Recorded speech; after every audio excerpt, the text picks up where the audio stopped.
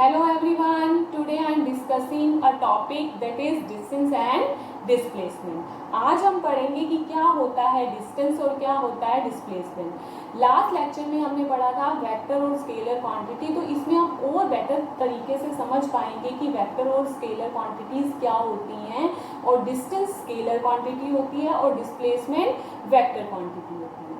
अब हम बात करते हैं कि डिस्टेंस क्या होता है। Actual path covered by an object is known as distance. Actual path covered by an object is known as distance. For example, अगर मैं क्लासरूम में हूँ और मैं एक स्टूडेंट को रिसेप्शन पे किसी काम के लिए भेज देती हूँ, मैं वेट करती हूँ कुछ टाइम तक वो स्टूडेंट नहीं आता, फिर मैं सेकंड स्टूडेंट को भी रिसेप्शन पे भेज देती हूँ, मैं थर्ड स्टूडेंट को भेजती हूँ, मैं फोर्थ स्टूडेंट को भेजती हूँ। For example, this is the reception and this is the classroom. अब क्लासरूम से मैंने एक स्टूडेंट को भेजा, उसने ये पाथ फॉलो किया, दूसरे स्टूडेंट को भेजा मैंने, उसने ये पाथ फॉलो किया, तीसरा स्टूडेंट मस्ती करते करते जिगजैग मैनर में मूव कर रहा है, फोर्थ स्टूडेंट ने दिस पाथ फॉलो किया। तो हर बच्चे ने अलग अलग पाथ फॉलो किया हर बार। फिफ्थ स्टूडेंट को भेज दिया तो उसने ये पाथ फॉलो किया। तो हर बार हर बच्चा अलग अलग पाथ फॉलो कर रहा है, हर टाइम हर स्टूडेंट अलग अलग पाथ फॉलो कर रहा है। तो एक्चुअल पाथ जो भी स्टूडेंट कवर करता है that is known as distance. Actual path covered by an object is known as distance.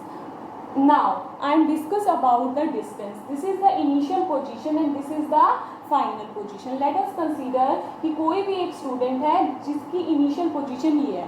First of all वो A से B तक ट्रेवल करता है and then travel from B to C.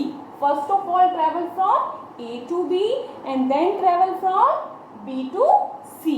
तो उसने एक्चुअल में कितना पार्ट ट्रेवल किया? If A to B is 3 kilometre and B to C is also a 3 kilometer, then total distance traveled by an object is 3 kilometer plus 3 kilometer is equal to 6 kilometer. This is a distance. अब हम बात करते हैं कि distance कैसी quantity होती है। Distance is a scalar quantity. आपको पता है what is scalar quantities? Scalar quantities are those quantities which have magnitude only. Scalar quantities are those quantities which have magnitude only. अब हम अगर बात करें तो स्केलर क्वांटिटी में हमारी कोई भी स्पेसिफिक डायरेक्शन को नहीं लेके चल रहे हैं, ऑब्जेक्ट किसी भी डायरेक्शन में मूव कर सकता है। That's why distance is a scalar quantity. Distance is a scalar quantity. What is the SI unit of distance? Distance को हम किस में मेजर करते हैं? डिस्टेंस क्या है? एक लेंथ है, तो length is measured in metre. SI unit of length is metre and CGS unit is centimetre. SI unit is metre, CGS unit is centimetre and another unit आप किलोमीटर में भी मेजर कर सकते, मिलीमीटर में भी। अगर आपका लार्ज डिस्टेंस है तो आप किलोमीटर में भी मेजर कर सकते हो, और अगर आपका स्मॉल डिस्टेंस है तो मिलीमीटर में भी और माइक्रोमीटर में भी मेजर कर सकते हो. Next is distance is always positive. अभी हम डिस्कस करेंगे कि डिस्टेंस हमेशा कैसी क्वांटिटी होती है. आपने कभी ये तो नहीं देखा कि डिस्टेंस नेगेटिव होता है. Distance is always positive. 3 + 3 is +6. Distance is a positive quantity. Vector के केस में हम डायरेक्शन को रिप्रेजेंट करने के लिए, अपोजिट डायरेक्शन को रिप्रेजेंट करने के लिए नेगेटिव साइन इंडिकेट करते हैं, बट इसमें हम कोई भी डायरेक्शन मेंशन नहीं करते. That's why distance is always positive. It has magnitude only, no direction. इसकी ओनली क्या होती है? मैग्नीट्यूड होती है, कोई भी डायरेक्शन नहीं होती. एक बार हम फिर से रिवाइज कर लेते हैं. What is a distance? Distance is the actual path covered by an object. Actual path covered by an object is known as distance. अगर कोई भी स्टूडेंट, मान लो हमने 10 स्टूडेंट्स को एक वे दिया, बट 10 स्टूडेंट अलग अलग पाथ फॉलो करके जा रहे हैं, हर बच्चे का सेम पाथ नहीं है, तो actual path covered by an object is known as distance. For example A to B, A to C अगर हमें 10 पर्सन्स को भेजना है तो may be 10 persons follow a different path. The actual path that traveled by an object is known as distance. Distance is a scalar quantity. Distance कैसी quantity है? Scalar, because it has magnitude only, no direction. Unit, SI unit of distance is meter and CGS unit is centimeter, and another units are also a kilometer, millimeter, micrometer, etc. Discuss करेंगे कि क्या होता है displacement. मैंने आपके साथ classroom और reception का एग्जांपल डिस्कस किया था, जिसमें मैंने फर्स्ट स्टूडेंट को भेजा तो उसने ये पाथ फॉलो किया क्लासरूम से रिसेप्शन के लिए, सेकंड स्टूडेंट को भेजा तो उसने ये पाथ फॉलो किया, थर्ड स्टूडेंट ने ये पाथ फॉलो किया और फोर्थ स्टूडेंट ने ये पाथ फॉलो किया। हम क्या ऑब्जर्व कर रहे हैं कि हर बार जो स्टूडेंट है वो अलग अलग अपनी मर्जी से कोई भी पाथ फॉलो कर रहे हैं, उनके लिए कोई भी स्पेसिफिक डायरेक्शन नहीं है। एक्चुअल पाथ जो भी वो फॉलो कर रहे हैं दैट इज़ अ डिस्टेंस। अब मैंने फिफ्थ स्टूडेंट को भेजा, that is very very sincere student, और उस स्टूडेंट ने क्या किया कि उसने शॉर्टेस्ट पाथ फॉलो किया। शॉर्टेस्ट पाथ के लिए आपको एक पर्टिकुलर डायरेक्शन भी फॉलो करनी पड़ती है। शॉर्टेस्ट पाथ के लिए आपको एक पर्टिकुलर डायरेक्शन भी फॉलो करनी पड़ती है। तो शॉर्टेस्ट पाथ, ये हमारी इनिशियल पोजीशन है, this is a final position.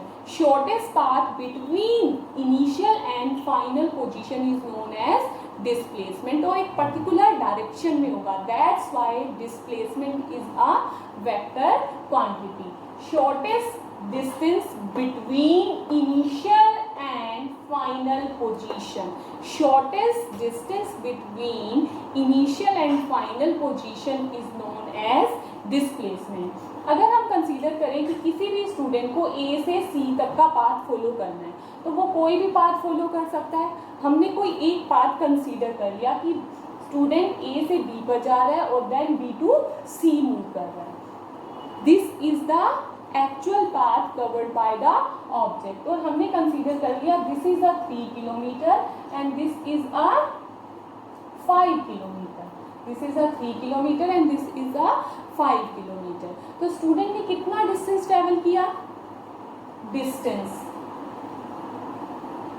Is 3 kilometre plus 5 kilometre, that is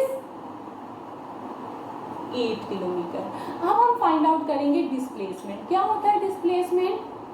shortest path और shortest distance between initial and final position, हमारी इनिशियल और फाइनल पोजीशन के बीच का शॉर्टेस्ट डिस्टेंस। तो शॉर्टेस्ट डिस्टेंस क्या होगा? A to C। आप इस साइड जा रहे हो तो आप नहीं फॉलो कर पाओगे, एक पर्टिकुलर डायरेक्शन है that is known as A to C। A to C एक पर्टिकुलर डायरेक्शन में जाओगे, that's why displacement is a vector quantity. तो आप एक पर्टिकुलर डायरेक्शन फॉलो करोगे। अब आपको डिस्प्लेसमेंट की वैल्यू निकालनी है तो A टू C कैसे निकालोगे? हम कौन सा थ्योरम यूज करेंगे? Pythagoras theorem. According to this AC square is equal to AB square plus BC square.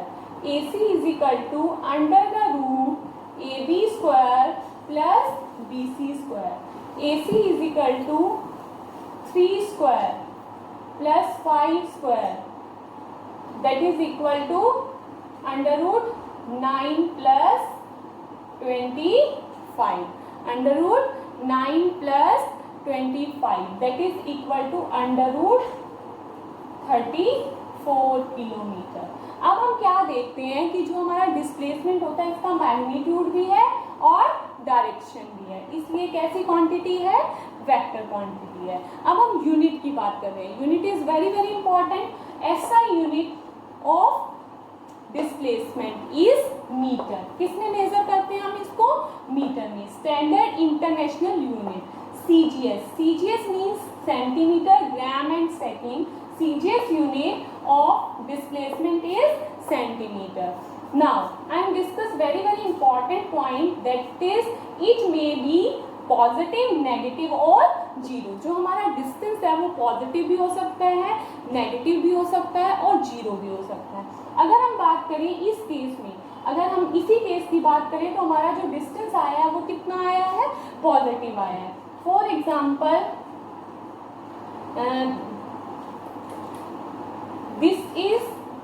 AC, A to C. This is a positive and the value of this is under root 34 kilometre. But अगर हम इसको opposite direction में ये लेते हैं तो ये कितना हो जाएगा, -34 kilometre. This negative sign indicate only the opposite direction. Opposite direction के लिए हम कौन सा साइन यूज करते हैं, नेगेटिव साइन यूज करते हैं. ठीक है, जैसे कि मैं यहाँ पे खड़ी हूँ, अगर मैं अपना रेफरेंस पॉइंट यही कंसीडर कर लेती हूँ और मैं अगर इस डायरेक्शन को पॉजिटिव लेती हूँ तो मैं अपोजिट डायरेक्शन के लिए क्या कंसीडर करूँगी, नेगेटिव. अब आती है कि जीरो.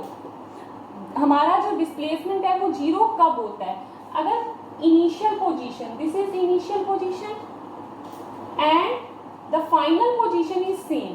अगर initial and final position same है तो उसके बीच का शॉर्टेस्ट डिस्टेंस क्या हुआ. अगर इनिशियल और फाइनल पोजीशन सेम है तो उनके बीच का शॉर्टेस्ट डिस्टेंस क्या हुआ, जीरो. अगर ऑब्जेक्ट जहां से चलता है और वहीं पर वापस आ जाता है तो डिस्प्लेसमेंट क्या हुआ, जीरो. फॉर एग्जाम्पल, अगर मैं मानकर चलूँ, मैं सुबह अपने घर से निकलती हूँ स्कूल के लिए. ठीक है, मैं स्कूल गई और फिर मैं वापस आई. मैंने 3 किलोमीटर डिस्टेंस जाने का ट्रैवल किया और 3 किलोमीटर आने का ट्रैवल किया. तो टोटल डिस्टेंस तो मैंने 6 किलोमीटर ट्रैवल किया, बट डिस्प्लेसमेंट इज जीरो, क्योंकि मैं वापस अपने घर में आई. इनिशियल पोजीशन भी मेरी जीरो है और फाइनल पोजीशन भी क्या है, जीरो. हम देखेंगे कि what is the difference between distance and displacement. आपको पता है क्या होता है distance, actual path covered by an object is known as distance. जो भी एक्चुअल पाथ ऑब्जेक्ट कवर करता है उसको हम क्या बोलते हैं, distance. And displacement is the shortest path between initial and final position. और डिस्टेंस कैसी क्वांटिटी होती है, distance is a scalar quantity, क्योंकि इसमें हम ओनली क्या यूज करते हैं, magnitude, no direction. But displacement is a vector quantity because it has magnitude as well as direction. I am also discuss distance is always positive, but displacement may be positive, negative and zero. And the last point, distance is always greater or equal to displacement. अब हम इस situation की बात करते हैं कि जो distance है वो हमेशा क्या होगा, if object travel from A to B, तो ये वाला पाथ भी फॉलो कर सकता है, वो ये भी फॉलो कर सकता है, वो ये वाला पाथ भी फॉलो कर सकता है. तो आपको क्या ऑब्जर्व हो रहा है कि डिस्टेंस क्या है, shortest path between initial and final position.